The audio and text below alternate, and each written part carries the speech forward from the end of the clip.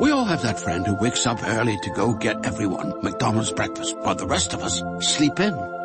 This is your sign to thank them. And if you're that friend, this is us saying thank you. Just a friendly reminder that right now, get any size iced coffee before 11 a.m. for just 99 cents. And a satisfying sausage McMuffin with egg is just $2.79. Price and participation may vary. Cannot be combined with any other offer or combo meal. Ba-da-ba-ba-ba.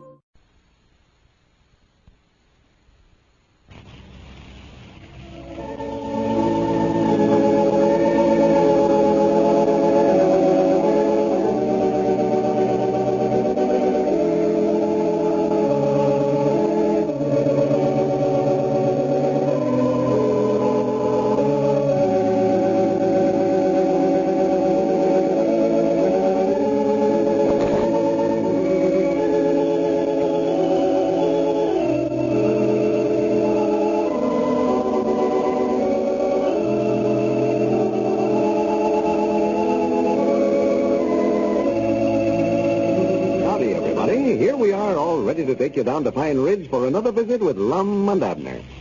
Brought to you by the makers of Horlicks, the original malted milk. First, though, I'd like to remind all the mothers who listen to Lum and Abner that Horlicks has been acknowledged as the leading infant food for more than 50 years.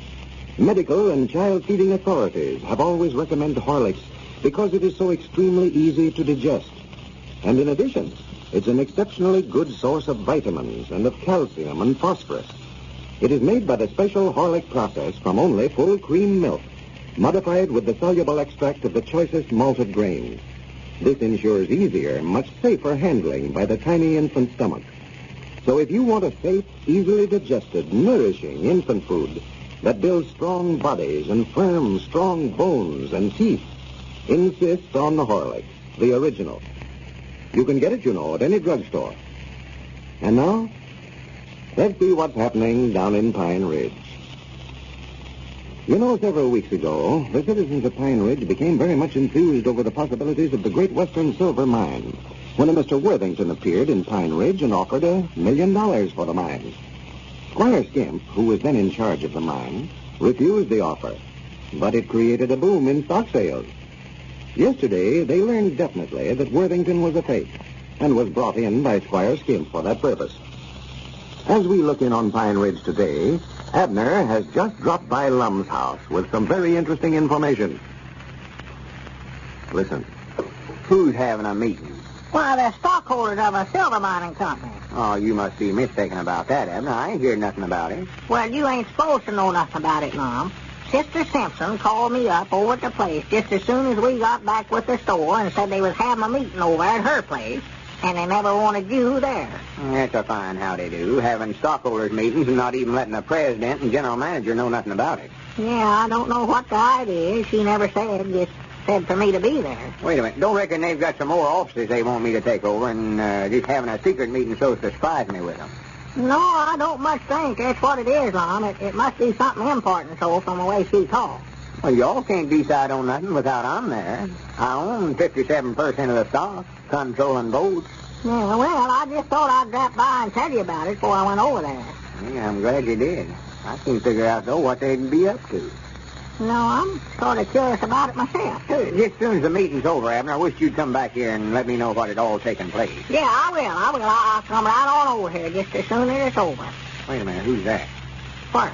Out the window there. Dick Huddleston coming up the front walk there. Yeah. Well, I expect I better get on over there, Lum. I'm late now. Yeah, I want you to be there for the whole thing if you can. I want to know what's going on. Yeah, well, I'll see you after a while, then.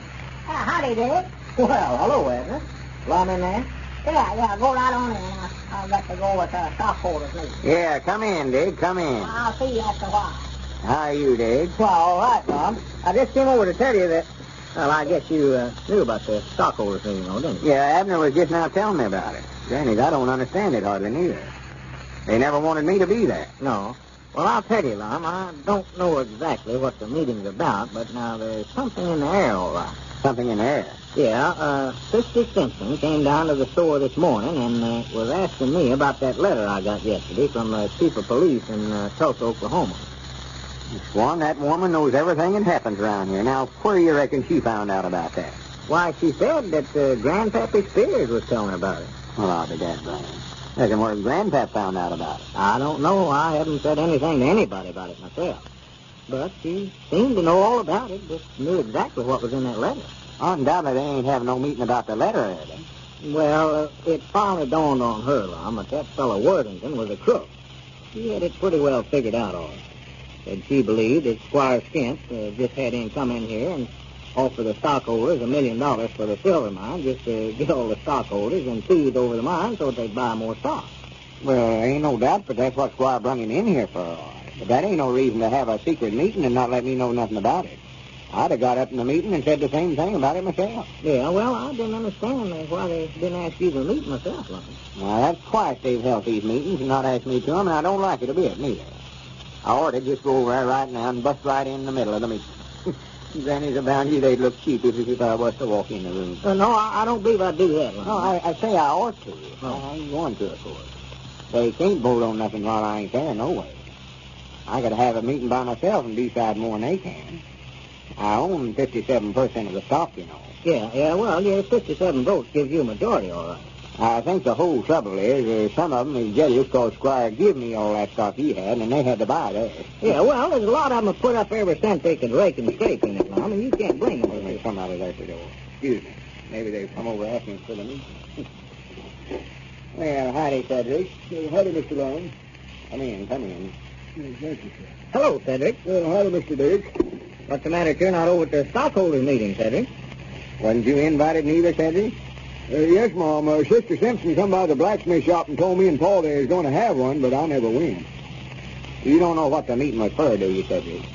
No, Mom, she never said. Just said it was something important, Joe. But I don't care nothing about them meetings. Just sit there and listen to a lot of folks get up on their feet and make speeches. And they always use a batch of big words. I don't know what they're all talking about half the time. I always get sleepy. Yeah, heap of folks think you got to put on a batch of airs when you do out loud talking. Yeah, I'll be glad when the meeting's over and Paul gets back. I've been down there working on that trailer of yours, but I run out of something to do till he tells me what he wants did next. Trailer? Yeah, didn't I tell you about the trailer I'm having Caleb build for me? No, I guess not, Lum. Yeah, he's building me a trailer for office. For an office? In a trailer? Yeah, I'm going to fashion it on behind our new rolling store, and that way I can tend to the store and my mining business both. Somebody wants to talk silver mining business with me, we can just get back there in the trailer where we won't be interrupted.